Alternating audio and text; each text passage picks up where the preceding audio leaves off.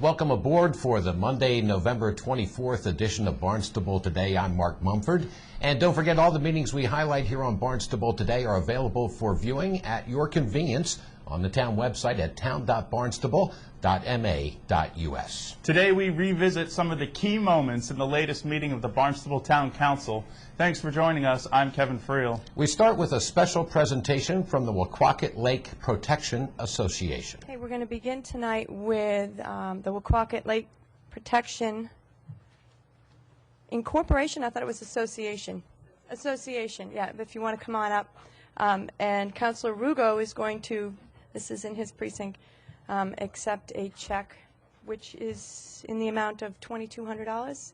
Do you want to tell us about it? Yes, I just want to first introduce yourself. I am Gail McGuire, of the President of the Wequaquet Lake Protective Association, and we are pleased to give this check of $2,200 to the town of Barnstable for the new herring run gate at Finney's Lane. The old one is not functioning properly, and this is a very important project for both Wequaquet Lake and Long Pond, and we understand the town might have a few budgetary constraints this year, and times might be a little tough, and so we're pleased to be able to offer this so that this project can move forward. Great, thank you very much.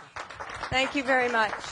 A Katuitt family is seeking a conservation restriction in exchange for guarantees of preserving about 1.5 acres of waterfront property.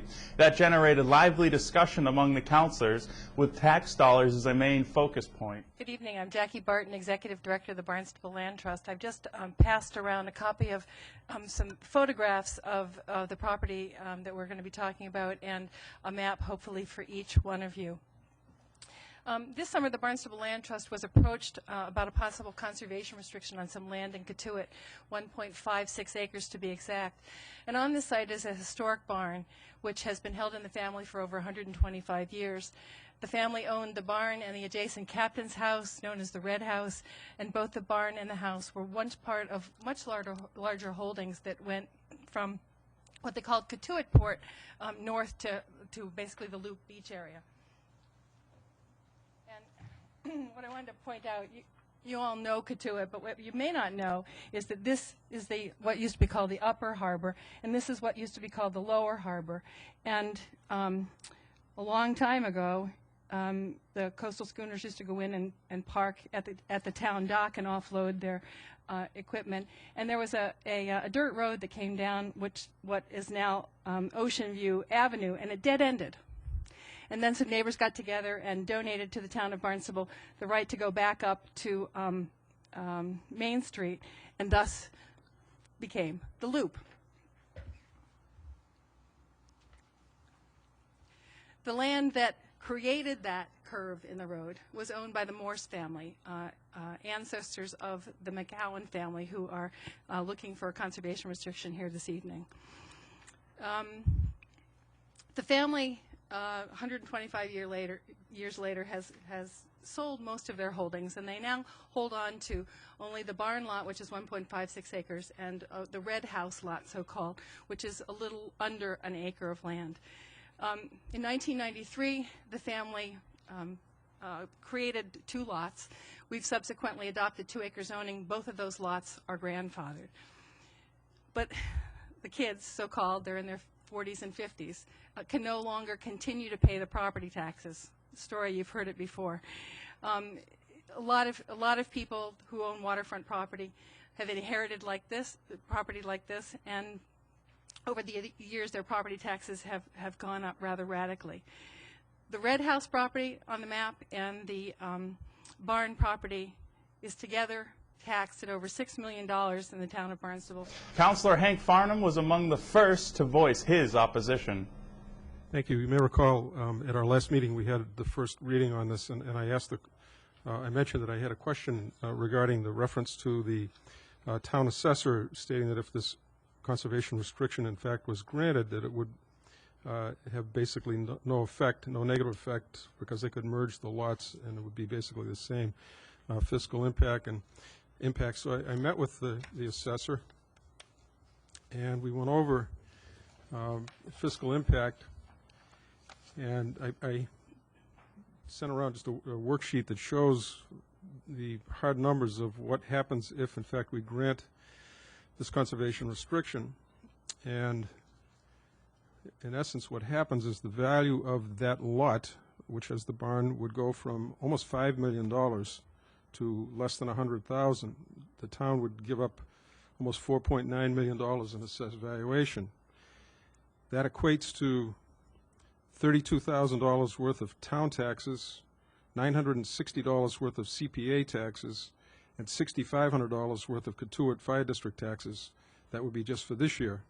Councilor Ann Kennedy asked about trying to get the property owners to offer more access for the public.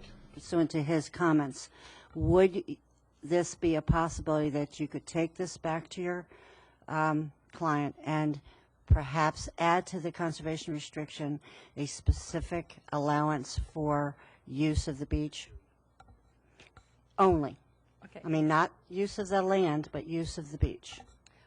I'm going to suggest that since both Paula Goldberg, who drafted the conservation restriction with the McCowans, and the attorney Sarah Toronto Flores, who represents the McCowans, are both here, that I'd like to take them out into the hallway and ask the question. But the bottom line is, I assume that you meet in a week or two.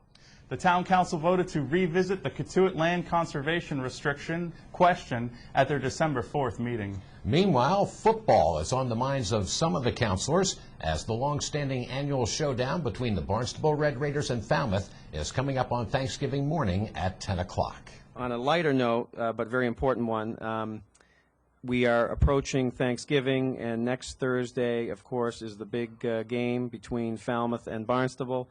And I'd like to request through you, Madam President, that if Councilor Crocker knows where we can get some more of those buttons, because they're pretty classic. His Beat Barnstable buttons there look like they've been around for a while. Beat Falmouth, excuse me. Jeez, what am I saying? That was a Freudian slip. Beat Falmouth, excuse me. And he's out there with a trophy? Come on. Yeah, that was a bad joke. I'm sorry. But at least nobody was asleep. They all heard me say it wrong. But beat Falmouth, and we're going to be on our home turf this year. It's our turn to host the game.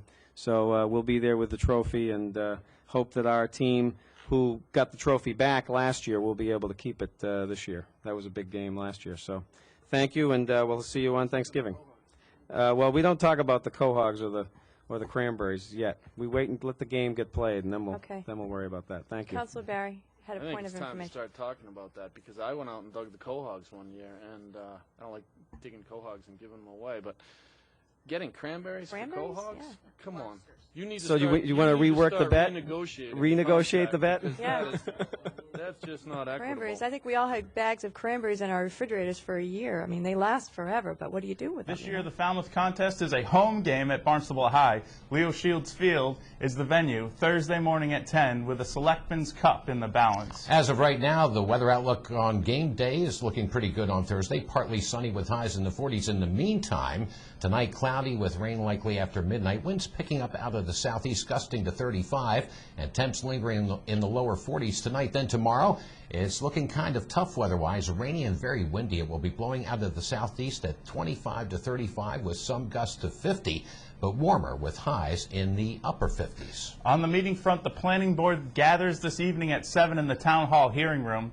Tomorrow evening, the Conservation Commission meets at 6:30 in the hearing room, and the Waterways Committee meets at 7 over in the MEA conference room off Finney's Lane. And keep in mind the town's website, town.barnstable.ma.us, gives you access to the archive meetings of more than 36 town boards and committees. And also check out the Channel 18 TV schedule at the website to see which meetings you can catch live. Thanks for joining us today. I'm Kevin Friel. We'll meet you right back here tomorrow. I'm Mark Mumford.